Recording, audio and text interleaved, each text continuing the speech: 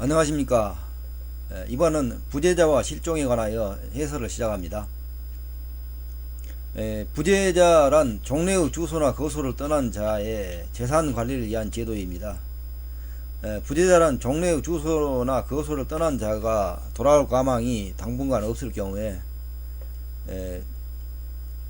그 부재자의 재산 관리를 위한 제도가 민법에 있습니다. 실종이란 종래의 주소나 거소를 떠난 자의 생사불명 상태가 일정 기간 계속된 경우로 실종을 선고하여 법률관계를 정리하고 있습니다. 우리가 부재자 하면은 투표할 때 부재자 투표한다고 하죠. 그런데 그런 부재자와 개념이 다릅니다. 부재자는 종래의 주소나 거소를 떠난 자로서 당분간 돌아올 가망이 없는 자.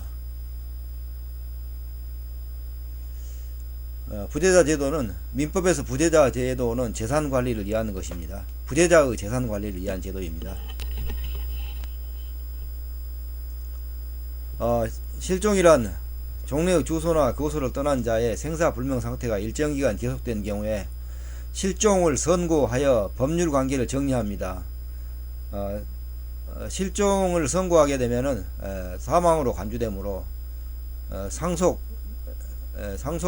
문제를 해결할 수가 있고, 그 다음에 실종자가 혼인한 자인 경우에는 잔존 배우자가 재혼을 할 수도 있습니다. 대표적인 겁니다. 이게 재산관계 정리하는 것하고 혼인하는 것.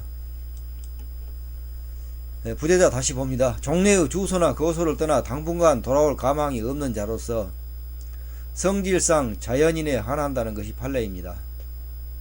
법인이 부재자가 될 수 없죠. 부재자는 자연인입니다. 부재자가 선임한 재산 관리인. 부재자가 선임한 재산 관리인이 있으면 관리인은 임의 대리인으로서 관리인의 권한과 관리 방법은 부재자와 관리인 사이의 계약 및 민법 제118조에 의합니다. 118조가 임의 대리인의 권한 범위죠.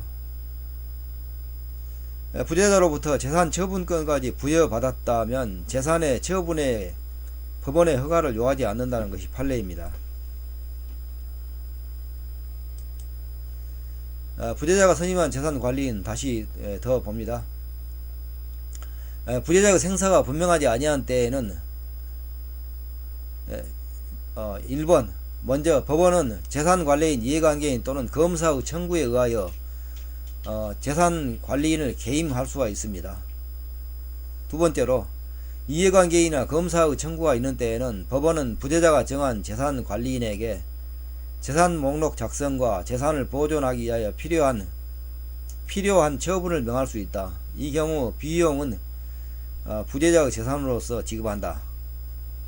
세 번째로 관리인에게 담보를 제공하게 할 수 있고 부재자의 재산으로 보수를 지급할 수 있습니다. 네 번째로 재산관리인의 권한을 넘는 행위를 할 때 법원의 허가를 얻어야 합니다. 부재자가 선임한 재산관리인이 있을 때도 이렇게 법원이 부재자의 생사가 분명하지 아니한 때에는 법원이 이렇게 관여를 한다는 겁니다.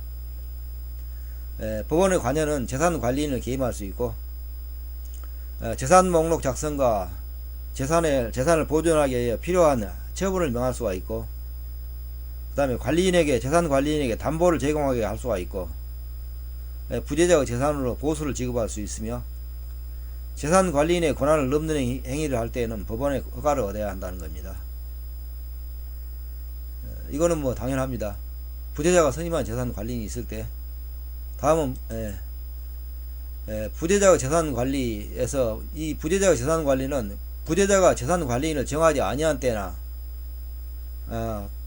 본인의 부재 중 재산관리인의 권한이 소멸한 때에는 재산관리인이라고 고자입니다. 재산관리인의 권한이 소멸한 때에는 법원은 이해관계인이나 검사의 청구에 의하여 재산관리에 필요한 처분을 명하여야 합니다. 본인이 그 후에 재산관리인을 정한 때에는 법원은 본인, 재산관리인, 이해관계인 또는 검사의 청구에 의하여 이 명령을 취소해야 합니다.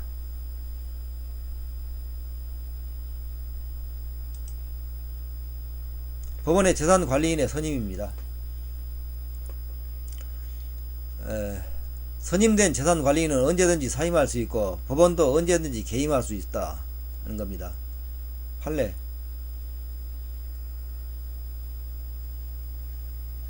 법원이 선임한 재산관리인은 법정 대리인으로서 제118조의 관리행위를 할 수 있다. 관리행위란 겁니다. 관리행위. 처분행위를 하려면 허가를 얻어야 한다겠죠. 허가 없이 한 또는 허가 범위를 넘는 처분행위는 무권 대리행위로서 무효이고 판례.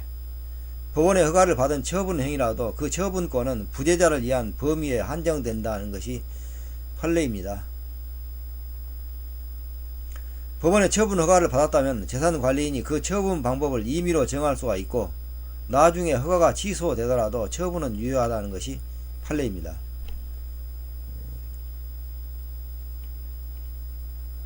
부재자의 재산관리인에 관한 판례가 이렇게 많지가 않습니다. 최근 판례가 없죠. 최근 판례가 99년 판례인가요?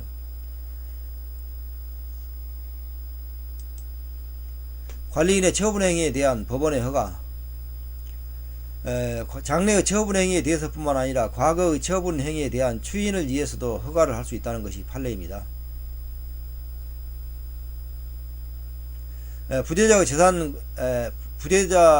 재산관리인의 부재자 소유 부동산에 대한 매매 계약에 관하여 부재자 재산관리인이 권한을 초과하여 체결한 것으로 법원의 허가를 받지 아니하여 무효라는 이유로 소유권 이전 등기 절차의 이행 청구가 기각되어 확정되었다고 하더라도 패소 판결의 확정 후에 이 권한 초과 행위에 대하여 법원의 허가를 받게 되면 다시 이 매매계약에 기한 소유권 이전 등기 청구의 소를 제기할 수 있다는 것이 판례입니다. 말이 좀 어렵죠? 한 두세 번 이걸 읽어보십시오. 그러면 이해가 됩니다.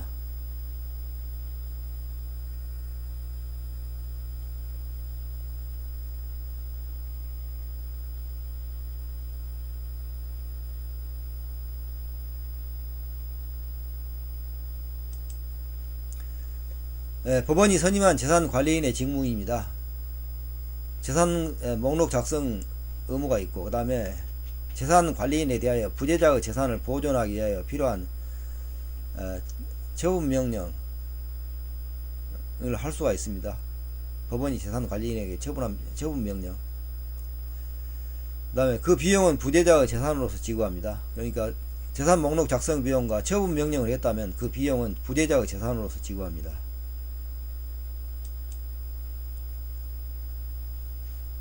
법원이 선임한 재산관리인은 제118조에 규정한 권한을 넘는 행위를 하면은 법원의 허가를 얻어야 한다. 재산의 관리 및 반환에 관하여 상당한 담보 제공을 하게 할 수 있다. 부재자의 재산으로서 상당한 보수를 지급할 수 있다. 이건 다 조문입니다. 재산관리의 종료와 관련한 판례들이 있습니다. 본인이 사망이 분명하게 되거나 실종 선고가 있는 경우에 가정법원은 본인 또는 이해관계인의 청구에 의하여 종전의 처분 명령을 취소해야 한다. 재산관리인이 부재자의 사망을 확인하였더라도 법원에 의하여 재산관리인의 선임 결정이 취소되지 않는 한 재산관리인은 계속하여 그 권한을 행사할 수 있다. 판례. 법원의 허가를 받은 재산관리인의 권한 초과 행위가 부재자에 대한 실종기간이 만료된 후에 이루어졌더라도 선임 결정이 취소되기 전이라면 유효하다. 판례. 이 판례도 한 몇 번 읽어보시기 바랍니다. 특별한 설명이 필요 없습니다. 읽어보시고 암기하시면 됩니다.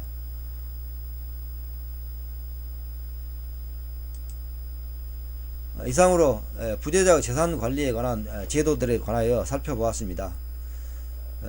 다음에는 실종선고 제도에 관하여 알아보시겠습니다.